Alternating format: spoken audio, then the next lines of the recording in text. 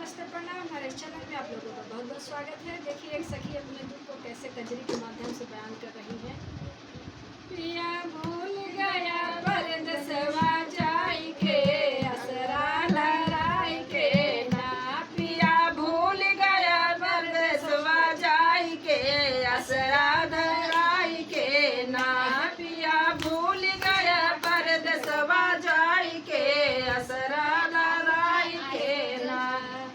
कह सावन में आयब हरी साड़िया ले आयब, कह सावन में आयब हरी साड़िया ले आय, नहीं आया तू ही, नहीं आया तू ही चिट्ठिया भेजाई के परदेसवा जाई के ना, नहीं आया तू ही चिट्ठिया भेजाई के परदेसवा जाई के ना।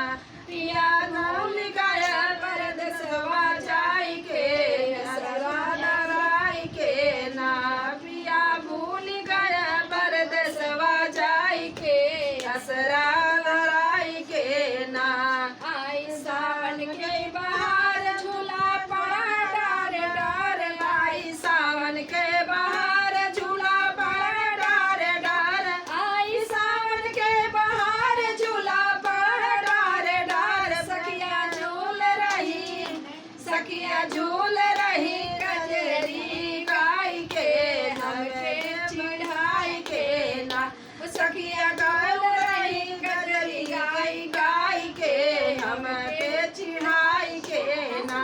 पिया भूल गया परदेसवा जाई के असरा लहराई के ना, पिया भूल गया परदेसवा जाई के असरा लहराई के ना।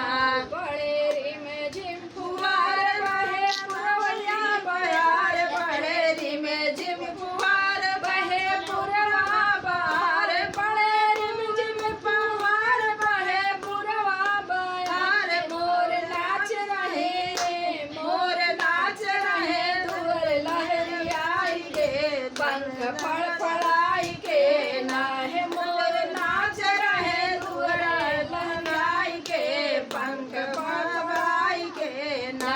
हो पिया भूल गया परदेसवा जाई के असरा लहराई के ना, हो पिया भूल गया परदेसवा जाई के असरा लहराई के ना।